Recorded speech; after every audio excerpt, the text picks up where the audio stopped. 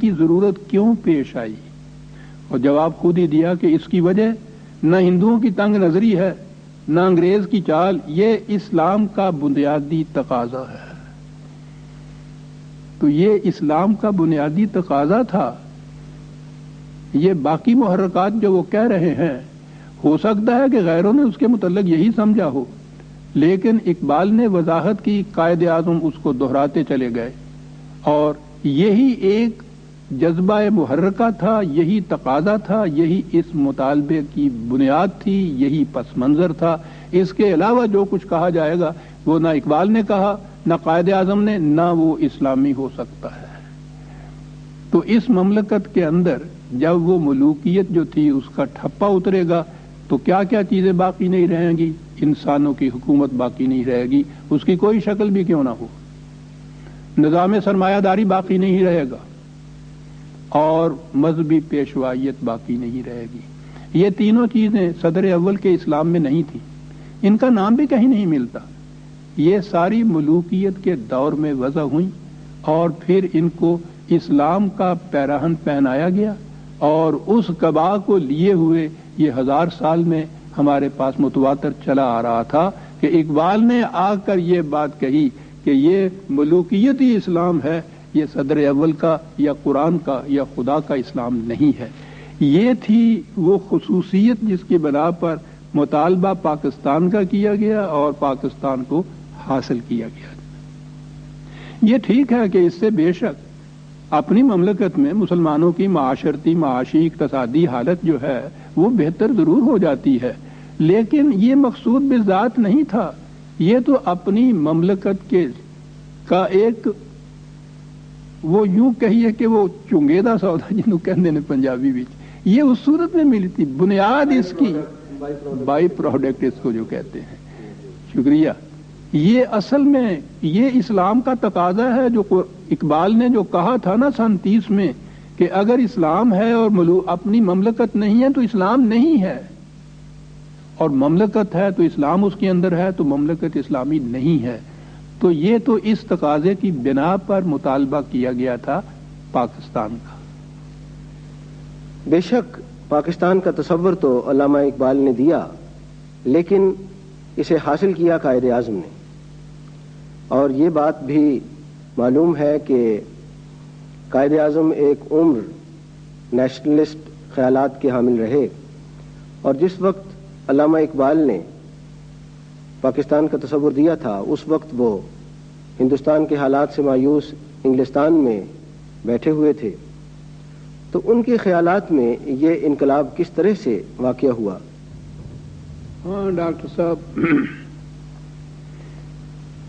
ہماری قوم کے جہاں اور بہت سے المیے ہیں، ان میں ایک المیہ بھی یہ ہے کہ آج تک ہمارے ہاں نہ تو تاریخ پاکستان کی کوئی مستند کتاب لکھی گئی، اور نہ ہی قائد اعظم یا اقبال کے سوانح حیات قابل اعتماد طور پر مستنبط کیے گئے۔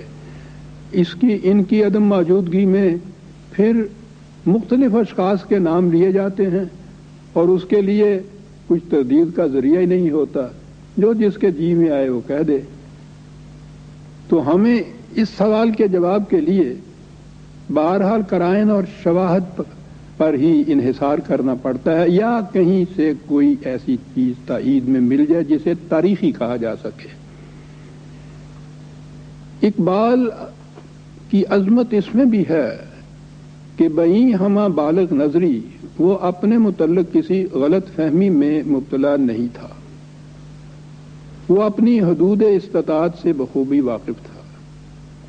وہ جانتا تھا کہ اس عظیم مقصد کے حصول کے لیے جس کے لیے مطالبہ پاکستان کیا گیا تھا، جس قسم کی قائدانہ سیاسی اور تنظیمی صلاحیتوں اور خصوصیتوں کی ضرورت ہے، یا تو وہ ان کا حامل نہیں، اور یا اس کی گری ہوئی صحت اور مضمحل توانائی اس کشمکش کی حریف نہیں ہو سکتی جو اس کے لیے ناگزیر تھی۔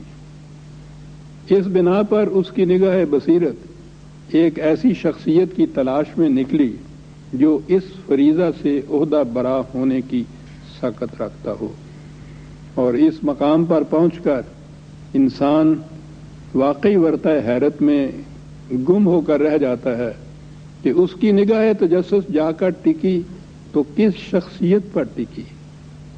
اس شخصیت پر جس کے متعلق آپ نے خود ہی اپنے سوال میں یہ فرما دیا کہ جس کی ساری زندگی اقبال کے نظریات اور تصورات کے یکسر خلاف تھی. یہ شخصیت تھی محمد علی جناح کی، جس کا نظریہ نیشنلزم، عقیدہ نیشنلزم اور عمل نیشنلزم تھا. وہ ہندوؤں اور مسلمانوں پر مشتمل متحدہ قومیت کا علم بردار اور وطنی جمہوریت کا داعی تھا، جس کی ساری زندگی انہی وادیوں کی دشت پیمائیوں اور صحرا نوردیوں میں گزری تھی. اور جب وہ اپنی تگ و تاز میں ناکام رہ گیا تو بجائے اس کے کہ اپنے نظریات میں تبدیلی کر لے، وہ دل برداشتہ ہو کر وطن سے دور انگلستان جا بیٹھا اور مستقل طور پر وہیں رہنے کا فیصلہ کر لیا. اقبال کی نگاہ دورس نے اس مقصد کے حصول کے لیے جو جناح کے مسلک کے یکسر خلاف تھا، جناح کا انتخاب کیا، اور انتخاب کیا تو اس حتم و یقین کے ساتھ کہ انہیں ایک خط میں لکھا کہ میں جانتا ہوں کہ آپ بہت مصروف ہیں، لیکن مجھے معلوم ہے کہ میرا آپ کو بار بار لکھنا گراں نہیں گزرتا ہوگا.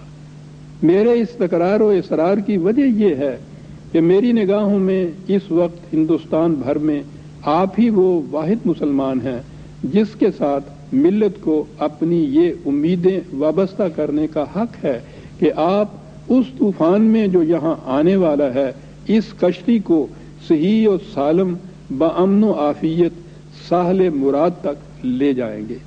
یہ جو اقبال کے خطوط جناح کے نام ہیں اور جن کا انٹروڈکشن خود قائد اعظم نے لکھا تھا، اس میں یہ خط شامل ہے. ظاہر ہے کہ مسٹر جناح یا قائد اعظم تو بعد میں عرض کروں گا، اس زمانے میں چونکہ مسٹر جناح ہی تھے، میں انہی الفاظ سے یہ وضاحت پیش کروں گا کہ انہوں نے جو نیشنلزم کے نظریات اختیار کیے تھے اور جن کے مطابق اپنی زندگی بسر کی تھی، انہیں کسی کانگریسی لیڈر کی اندھی تقلید کی بنا پر اختیار نہیں کیا تھا. وہ ان کی عمر بھر کی سوچ بچار کا نتیجہ تھے. وہ ان کے حق میں جو دلائل دیتے تھے، ان کی اس زمانے کی تقاریر اور بیانات ان سے لبریز ہیں. ان نظریات کو ترک کر کے ان کی جگہ ان نظریات کو اختیار کرنا جن کے مطابق انہوں نے تحریک پاکستان کی لڑائی لڑی، مذہب کی زبان میں یوں سمجھیے گویا کفر کو چھوڑ کر اسلام لانے کے مرادف تھا. جو لوگ جناح کے مزاج سے واقف اور ان کی سیرت سے آشنا ہیں، اور کچھ مجھے بھی اس کی سعادت حاصل ہے جیسا آپ نے تعارف میں فرمایا، وہ جانتے ہیں کہ جناح کو ایسی بنیادی تبدیلی کے لیے سوچنے پر آمادہ کرنا ہی نہیں بلکہ ان میں ایسی تبدیلی پیدا کرنا کسی عام شخصیت کا کام نہیں ہو سکتا تھا.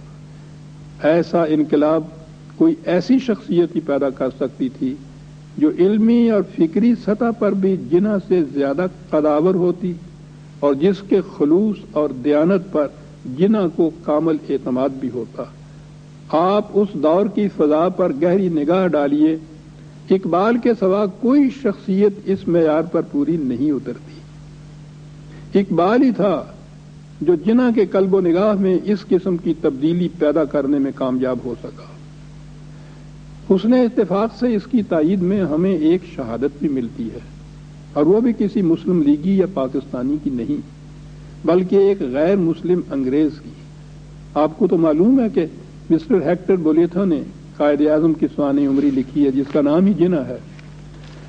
وہ اس میں لکھتا ہے کہ مسٹر جناح نے لندن میں سر محمد اقبال سے بہت سی ملاقاتیں کیں.